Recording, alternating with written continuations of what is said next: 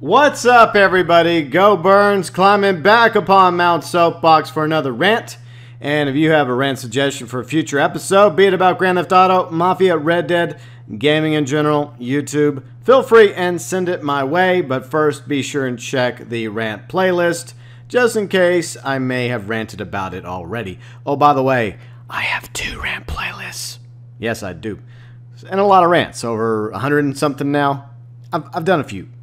But anyways, if you do have a rant suggestion I haven't done yet, send it my way either in the comments section, via Twitter, or Facebook. All my social stuff linked in the description section. So speaking of rant suggestions, this is one that several of you wanted me to do, including Whitney, Ronnie, a few others as well.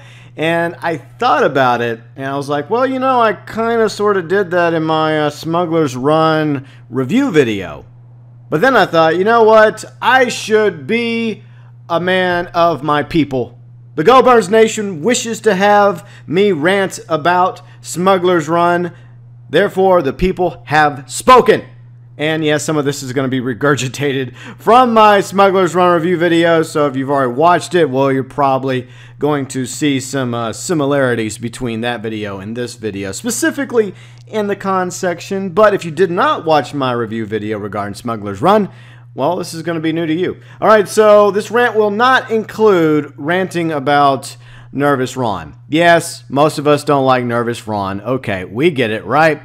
We're not going to make that an issue. I mean, I jokingly threw it in there as a con, but that's the least of our problems when it comes to Smuggler's Run. Now, before I officially begin, I just want to say this. I am a lover of aircraft, of helicopters, planes, jets, especially those that happen to have guns and missiles and bombs on them. So, whenever I first saw the trailer for Smuggler's Run, I was as giddy as a schoolgirl.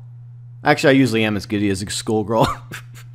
It doesn't take much. But anyways, the price tag, I had a bad feeling, was going to be a major issue for Smuggler's Run. Because, yeah, it's been kind of a problem for previous updates, like gun running, import-export, as well as the bikers. That one not as bad as some of the others. But we have seen a trend when it comes to these quote-unquote free updates for Grand Theft Auto Online. And unfortunately, the practice now, as opposed to the way it was in 2013, it seems very obvious, very apparent that Take-Two and Rockstar are pushing the shark cards. Now, back then, I would defend the shark cards as an alternative for everyone that didn't have the time to grind and, you know, make the money in order to purchase the new supercar or whatever happened to come out that they really wanted, but it cost a few $100,000 or even at the time $1 million or $2 million. Because back then, up until I say after heists, yeah, $8 million, which is a Megalodon shark card, which equals $100 US, could buy you a lot of stuff. It could buy you a lot of junk in the game. Obviously, that's not the case anymore. So price tags, yes, price tags, a major issue I have with Smuggler's Run. For one thing, you're going to need a hangar to start off with. That makes sense, right? You need a hangar to put aircraft in.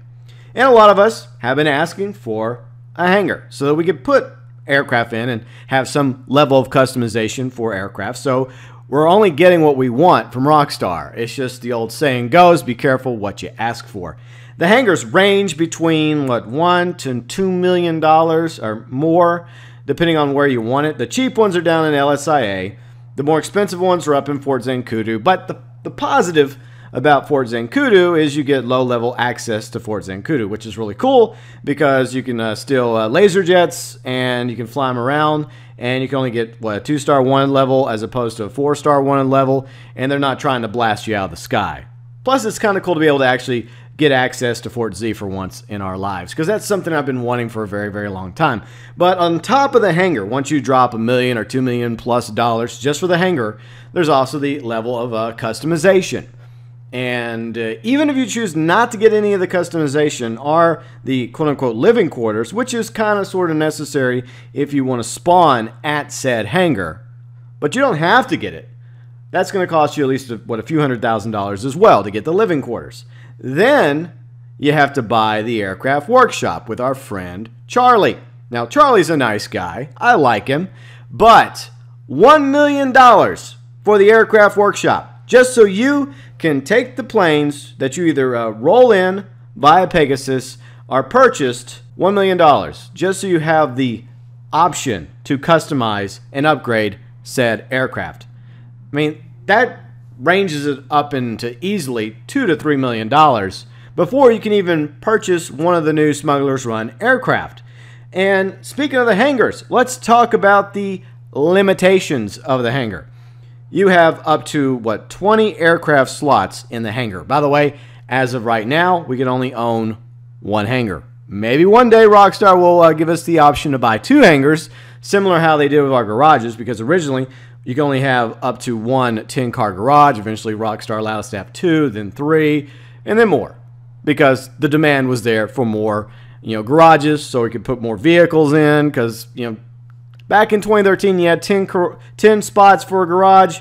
That was a lot of cars, but eventually, we were starting to run out of space really quickly. But with the hangar, you can run out of space like that. The difference here is the fact that there's already a number of vehicles in the game, aircraft, by a Pegasus, that you could fill your hangar with easily without even buying one of the Smugglers Run aircraft. So let's crunch the numbers real quick regarding Pegasus aircraft, which come from Elitis and Warstock. At Elitis, I counted about 23 different aircraft. Now, some of these are the same models, just different variations, but we're just going to say 23 Elitis aircraft and then 6 Warstock aircraft. I guess technically you could say 5 because 2 of those are cargo bobs, depending on which design you prefer, but that number is 29. 29 aircraft via Pegasus. So right there we see a problem. If you've purchased a number of these Pegasus aircraft already and you just want to have your own customized cargo bob or, Besra or Vestra or Duster, it can real easily pack up the hangar. And before you realize it, you got no room left. I mean, the floor is completely packed with your aircraft. And the storage area, also, no more room to be found. Then you have to add the vehicles that have been added courtesy of Smugglers Run. Specifically, the aircraft. We got 7, along with 2 cars. But the cars go into garages, right? So we have 7 aircraft that came with Smugglers Run, plus 8 more yet to be dripped out, which means 15 Smugglers Run aircraft. So 15 plus 29 equals way more than 20 available slots in your hangar. So in other words, you have to kind of pick and choose which aircraft you want and which ones you don't want. So you got to make some hard choices when it comes to, those 20 aircraft slots. And I think it's unfortunate that we do not have the ability to purchase at least a second hangar, or hell, even, all 5 hangars if you want. Because why not? It means more money in Rockstar's pocket, more shark cards, whatever. Eventually they're going to do it. That's how Rockstar's thinking right now. They're thinking, the fans, they're going to want a second hangar. And you know what? We're going to give them one, and they're going to give us money. So that's coming sooner or later. Just, hold on tight for that. And hold on to those Pegasus vehicles. So you kind of have to pick and choose which aircraft you want to end up having in said hangar, especially with only 20 slots for an aircraft. Now, 20 may seem like a lot, but there may be some aircraft that you just really want a customized version of. A different paint job for the Nimbus, a different paint job for the Luxor. You get the idea. The next issue regards the drip-fed apocalypse, as I called it in the review video. So, like I said, we had 9 vehicles total drop for day 1 for Smugglers Run. But there's more coming. In fact, I think there's, 11 more? 3 of those are land vehicles. We have the Rapid GT Retro. It looks really cool. I love that classic design. We have this electric supercar by Coil. I think it's called the Cyclone. Then, this is the car I'm really looking forward to, the Vigilante, a.k.a. the Batmobile. That thing's going to cost you $3.7 million. And I'm such a big Batman fan, plus I'm a content creator. I'm going to be buying that thing for Halloween. It's going to be my Halloween treat, okay? So, yeah, we got 3 more vehicles going to be dripped out. And some people don't really aren't really feeling the new electric sports car because people were able to like mod them in by Grand Theft Auto 5 on PC. I'm not able to do that because I only have Grand Theft Auto 5 on current gen, Xbox One, PlayStation 4, and I also have it on Xbox 360. So in other words, I don't feel like buying another copy of Grand Theft Auto 5. Okay, I'm not doing it. Not gonna do it. All right, but anyways, so yeah, if you want your own Batmobile, which is basically a cross between Tim Burton's Batman and the Dark Knight trilogy Batmobile, yeah, that's what you're going to be getting for the low price of $3.7 million. Then you have the, like I mentioned, the 8 additional aircraft that are going to be coming, and one of them is like a big giant like Russian gunship. That's going to be like I think $6 million, and then we're finally getting the laser. That's fantastic. The bad news is apparently it's also going to be $6+ million. And according to other content creators that were able to customize the laser, there's no additional features besides a primary and secondary color. So there's no liveries, there's no like different weapons options, none of that stuff. You're basically paying $6+ million just to have your own laser in the paint job of your choosing. Another reason why it's better just to have a military base, have a hangar at Fort Zancudo, because you could just go steal one of their lasers for only the cost of 2 wanted stars, right? Fly it around until you get blown out of the sky. Or you switch lobbies, or you get bored and you want to go play something else like, I guess, Destiny 2.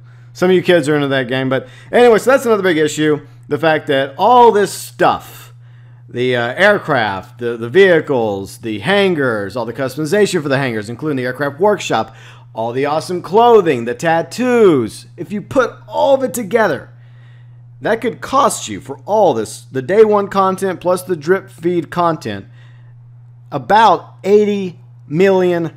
As I mentioned earlier, shark card of the Megalodon variety, which is the biggest of the big when it comes to sharks and shark cards, the Megalodon shark card gives you $8 million of Grand Theft Auto currency, which equates to $100 US, real money. And you would need a grand total of 10 Megalodon shark cards to get $80 million of Grand Theft Auto money. You know how much 10 Megalodon shark cards would cost you in real life? $1,000. Yeah.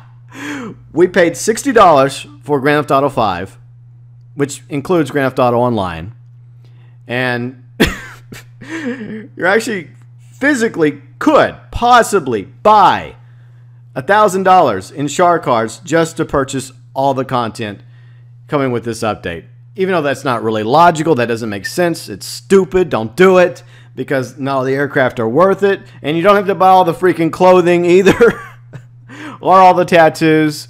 But the issue is, that is a lot of money for one update. I mean, it's ridiculous how much money Rockstar and Take-Two have already made in shark cards. I mean, they've made at least $1 billion so far, historically, from the time of, 2013, October, at launch of Grand Theft Auto Online, present day.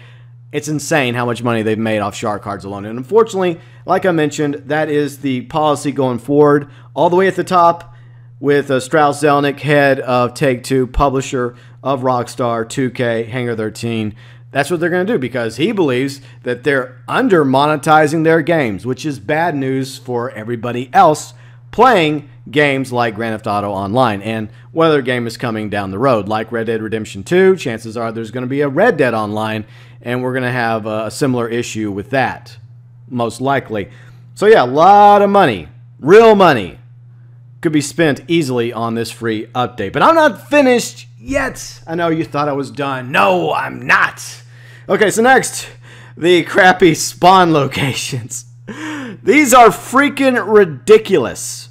They're very similar to how awesome the Pegasus spawn locations are. In fact, a lot of them are the exact same, down at the beaches and elsewhere. Most of the time, nowhere near you. So if you need to get one of your helicopters out of the hangar, like your Buzzard, your Savage, well, it's going to be several blocks away. And then you have to steal a car because, one of these vehicles count as a personal vehicle. So you can't have your sports car, your supercar, or your muscle car to go drive over to it because it takes away your personal vehicle. So that's another issue I have with this, and I just don't understand why couldn't they make the spawn locations for, at the very least, the helicopters and Vtos, like the Hydra as well as the Tula, because that would make sense. Make them spawn nearby, similar to how we have the special vehicles like the Ruiner 2000, the Rocket Voltic, Blazer Aqua, etc., or how the motorcycle system works at the motorcycle clubs, are like the CO Buzzard. Now with the planes and jets, I understand the logic in making those spawn in locations where you need a little bit of room, runway to take off, like the beaches, or more apropos, the airports, like LSIA, Sandy Shores Airfield, Grapeseed Airstrip, or, Fort Zancudo for those of us who also purchased a hangar at 4Z. That makes sense. But what doesn't make sense is the fact that we have to go several blocks away just to get our quote-unquote personal Buzzard or personal Savage or any other personal helicopter or Vito that you happen to have in your garage. So if you have your own personal Hydra or your own personal Tula that you spent millions of dollars on and you call it up because you need it to get out of a tight situation, yeah, good luck. You're going to have to go several blocks in order to get that awesome aircraft. It doesn't spawn nearby when other vehicles do. I mean, that makes a whole bunch of sense now, doesn't it? All right, so let's move on to the new business venture in this update. Air freight business. Now, there's nothing wrong with having new opportunities, new ways, new means to make money in Grand Theft Auto Online. But to be honest, from my experience, the payout from the air freight business with Nervous Ron is not as good as other options in the game. Like, for example, I would say Heist is better. I would say that Import-Export, way better. I think even some of the motorcycle businesses are better, and probably even gun running's better. But, I mean, even if this is your ham and cheese, if this is what you're into, the payout's not going to be that good. The only reason why I even bothered doing the sourcing in the air freight business is to get the discount prices. Now, if you want to know what the minimum you need to do for sourcing crates, it's 42. If you get 42 sourced, that will, I guess, according to others out there who know the inside baseball, that is supposed to make all the aircraft, the day one Smuggler's Run aircraft, as well as the drip fed aircraft, all discounted. So if you really want to get a Hunter or an Akota or the Pyro, even though it's not out yet, and you want that discounted price to save you some money, then you should at least source up to 42 crates in the air freight business. Just a little word to the wise. Now, regarding the missions, yeah, some of the source missions can be extremely difficult, especially if you're going it alone. Believe me, I have done it several times and failed and died on multiple occasions. It's a little bit easier if you completely ignore most of these suggested vehicles that Ron gives you to use and use potentially better aircraft that you already have in your hangar. So, whenever you start a source job, you run outside, you see the aircraft that Ron's giving you to use, you're like, screw that, walk back into your hangar, grab something a little bit better to get the job done. A few tips I'll give you. The Buzzard for flying under bridges during the stunt one. That's way better than trying to use the Howard. The Buzzard is also good for blowing up the tugs as well as the moving vehicles. I love using the Buzzard over the Sea Spray. The Hydra or the Savage is fantastic for escorting the Titan, depending on which one you prefer. Some people prefer the Hydra, and a few of us, like the Savage as well. But I would recommend using the guns as opposed to the rockets because you can't lock on to those helicopters that are going to attack the Titan. And the Hydra. I personally prefer using the Hydra over the Molotov when it comes to attacking the fleet of cargo planes. Now, the Molotov does a decent job, and it is doable, but for some reason, I just like using my Hydra better. That's just me. And if you are in a pinch and you need to get back to your base, back to the hangar, whether at LSIA or Fort Zancudo, I would highly recommend having the Night Shark. It's not an aircraft, but in my opinion, it's one of my favorite vehicles in Grand Theft Auto Online. This baby is armored, can take a lot of damage, and is fast as hell. It was like the last vehicle that no, it wasn't the last vehicle that they drip fed. That was the Ardent. But anyways, it was one of the last vehicles that they drip fed from the gun running update. And I absolutely love the Night Shark. It's an awesome militarized SUV. She's small, she's maneuverable, she's fast, she's got a lot of protection on her. And it's great whenever you get shot out of the sky by the cargo plane, well, the fighters escorting the cargo planes. And all you got to do in order to accomplish that source job is get that crate back to the hangar in time.